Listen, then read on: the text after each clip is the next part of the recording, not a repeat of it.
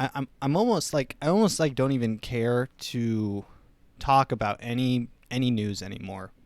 Like I'm just gonna hop on here and I'm just gonna play TikToks because that's like the only interesting thing. And even that, even on TikTok, you can't escape stuff.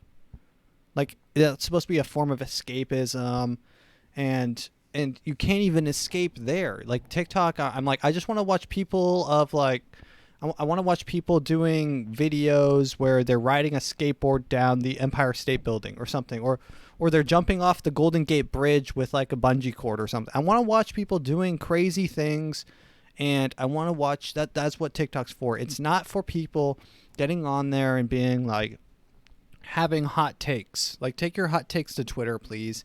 Take your hot takes to, you know, your tie all your hot takes into a big knot and hang yourself figuratively, not literally. I want to, you can't, in that metaphor you can't literally hang yourself with your opinions, okay?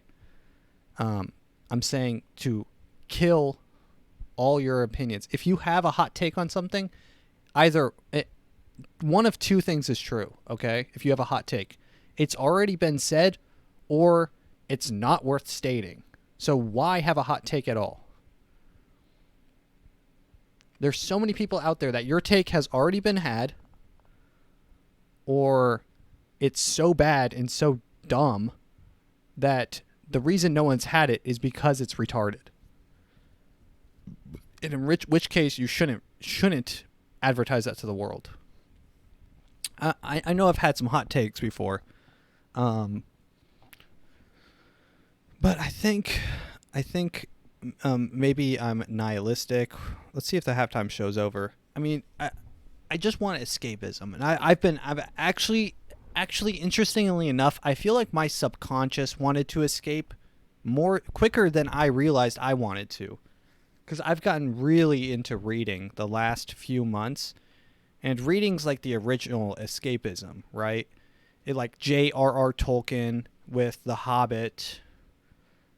That was like the original escapism, fantasy novel, explore a whole new world, travel to the Shire, read about these fantastical world that you want to be in. And then we have like, Game of Thrones, another super popular show. And it's like you're learning about the politics within that world, and it's not tainted with our politics. I mean, it shouldn't be. I mean, and you get to fully go in there, and it's nice. It's nice. So I've been reading a lot recently, to escape instead of being on my phone scrolling through TikTok or scrolling through Instagram. I don't really use Instagram. Scrolling through Twitter or Reddit or whatever pops up on the top of my screen that says, "Hey, this might be for you." Whatever. I mean, just put the phone on silent. I pick up a book. I've been reading fantasy. Well, okay. So what started my interest was actually Cormac McCarthy, which isn't fantasy, but it is. It's pretty awesome stories about like manhood and understanding what it means to be alive, like a human. So I read. What did I read? In December I read No Country for Old Men. And then in January, I read The Road, The Passenger, and then his newest novel, I guess, Passenger, and then part 2 is Stella Maris. So, and then I on the menu is Blood Meridian, somewhere down the line. But now I'm reading what's his name? Brandon Sanderson. It came recommended to me for a fantasy novel, and it's good.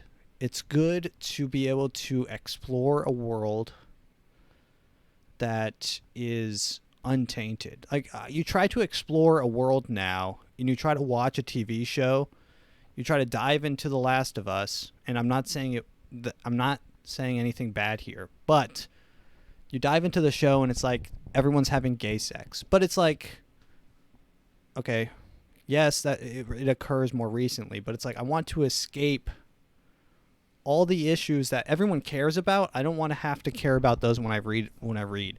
And that's what I like about these fantasy books, because it's a fairy tale land far, far away. No one really cares. Problems don't exist. The only problems are, does the Hobbit get to the Mount Mordor and throw the ring away? People need to, start reading. And I'm not going to be like that some guy who's like phone bad, book good, but actually, quite literally, maybe that's true. Maybe that's true. And maybe thinking that you shouldn't say that, maybe you're living wrong. Maybe we're all living wrong lives. Maybe we're all backwards. Our backwards society. It's a backwards world. And like I said, it's a crumbling society. Like all around us, everything's crumbling. People aren't even like passionate about anything anymore. The only things people are passionate about are the most negative things in the world. Like the happiest people that you used to know in your past have become the most negative people, because they spend too much time doing whatever, or looking at whatever, or reading whatever they saw online, or they saw some TikTok, and then they're just negative. Just avoid it. And it's just so sad.